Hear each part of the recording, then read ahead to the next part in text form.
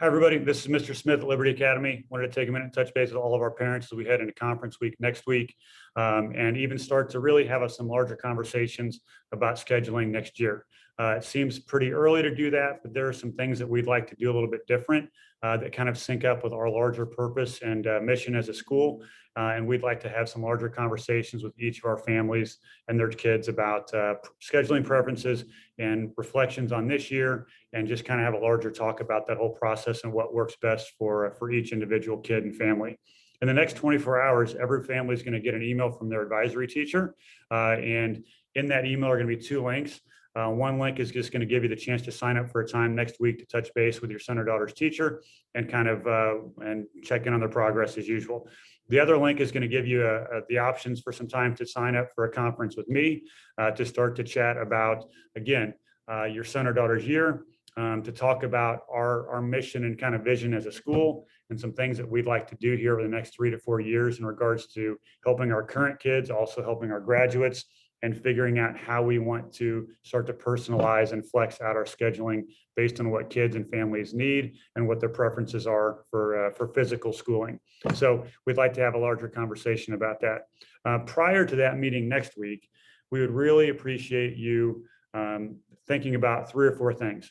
One, just reflecting on how your son or daughter's year has gone from an academic perspective, from a connection perspective, from a mental health perspective, a social emotional health perspective, and just kind of reflect on whether or not it's been good, bad, and the things that you learned about your kid based on how much school they did or didn't have, and whether or not it was virtual or in person, and just reflecting on that so we can kind of build a model for each individual kid based on what we've learned about their needs and how they flourish in school and what they do best. The second thing we'd like you to really think about is what your ideal schedule might look like for your son or daughter if we could customize it. If we could start to plan around a job, maybe taking care of some siblings, transportation, some hardships, and maybe start to really, really think differently about scheduling for kids based on each individual kid.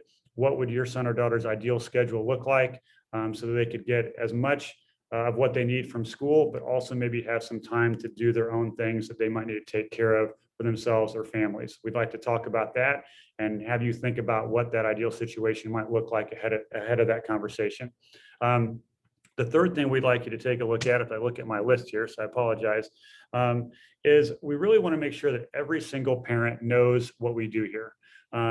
I think most parents know that it's kind of, this is a special building and we do some things differently in regards to a daily schedule, but we'd like to really make sure every parent knows the whys and whats of what we do and why we do it, and kind of what our mission is for the next 3 to 4 years as we continually kind of innovate and let kids kind of follow their interests and help them figure out who they are. So we want to make sure we kind of have a conversation about that, because we think that affects the schedules that we build for each individual kid as we go from now until next July or August.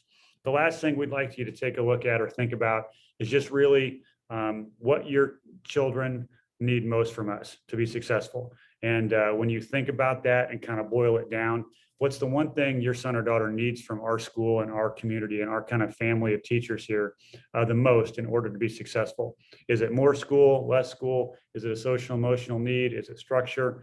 Is it more experiences? What do they need from us to really help them become who they're meant to be and figure out who they are and where they're headed in life? So that's our ultimate goal, is to help kids lead great lives and feel great about themselves and know who they are and what they want to do after high school, and then keep helping them even after high school as they're graduates, as we kind of have one big community of parents, kids, mentors, and put all that together into a really great place for kids to be. So we look forward to those conversations.